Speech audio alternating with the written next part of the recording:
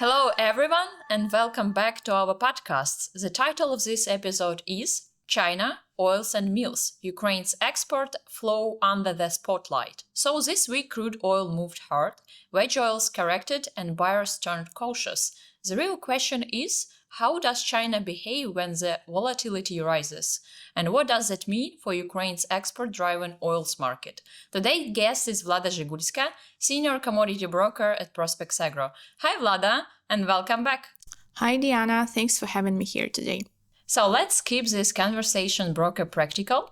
What China is watching, what buyers are actually doing, and how Ukraine's export flow connects to the global oil map. You know that Ukraine can export actually many products to China, but for quite a long time, the levels we had here in Ukraine, especially for crude soybean oil and regular crude sunflower oil, were not workable for China at all. However, last month, we actively traded high oleic crude sunflower oil and sunflower meal in containers, which I believe still have great chance to be workable for the Chinese side. If some buyers can consider big bulk vessels for meals, of course, they will show quite low interest for containers and low levels as well. But if they can consider only small volumes, our offers will be indeed workable and are workable for at least a couple of months for sure. Our last levels for high oleic crude sunflower oil traded to Port Nantong, China, were at $16.67 up to $16.71 per metric ton, depending on the period. In comparison, for regular crude sunflower oil, buyers are still at around $13.80, but sellers show something around $14.30, $14.40 per metric ton. And for sunflower meal non-pelleted, there was trade heard yesterday at $2.91 CFR Tianjin, but main sellers still prefer to keep their level at $2.97 to $2.98. So we can definitely now pay more attention to sunflower meal and high oleic crude sunflower oil, as these two products will be still workable.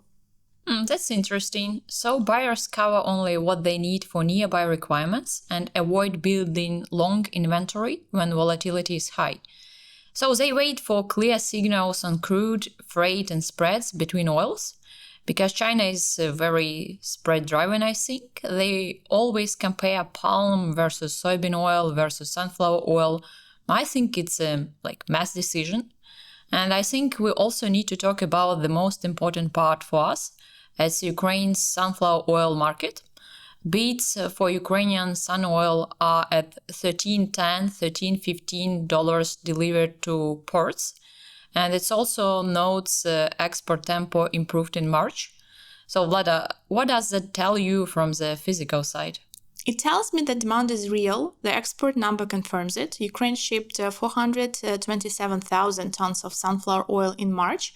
It's up to 18% month on month, the strongest pace of this season. And even though it was about 3% below March 2025, and it's still a strong flow signal. Yeah, exactly. The point is the direction and the speed. Exports accelerated, and that supports the whole domestic chain. And I see that Jordan jumped to 35k tons, Turkey to 40k tons, Saudi to 15k tons, while United Arab Emirates import fell, Qatar fell, Iraq also was almost absent. So the flow wasn't flat, it shifted. Yes, and the regional logistics stress around Hormuz pushed importers to seek alternative routes, including land routes through neighboring countries. That kind of disruption changes who buys from Ukraine and when. Unfortunately, everyone faced many issues with the delivery because of the situation.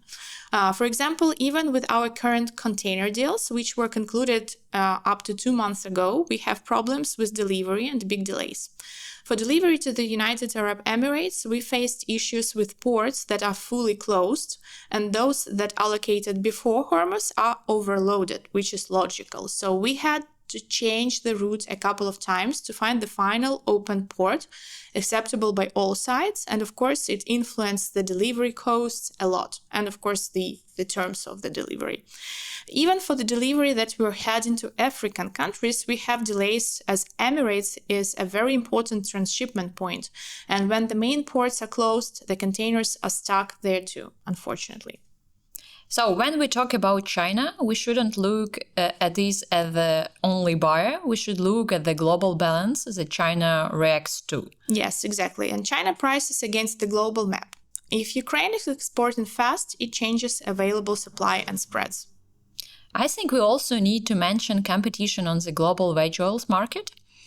Because USDA expects Argentina to harvest around 7 million tons of sunflower seeds. This is the biggest in 28 years.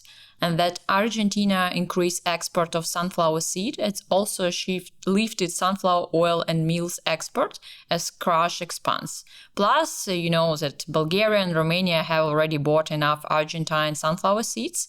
And there are still ongoing discussions about high pesticide residues. So let's see where this oil ends up, possibly India. So I don't know, let's see. Yes, it increases competition. If Argentina has more seed, more crush, and more oil to export, it adds pressure to global sunflower oil pricing, especially in key destinations like India that you've mentioned. And China sees those flows too, because it's always comparing optional origins like everyone does. Plus, we have a really good world supply of soybeans.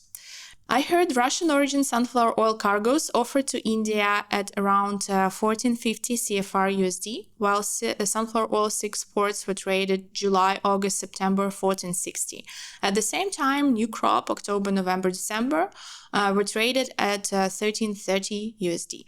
Maersk in Turkey is indicating sunflower oil near 1400, something like this, CIF, although buyers are still waiting. A major correction in old crop seems unlikely.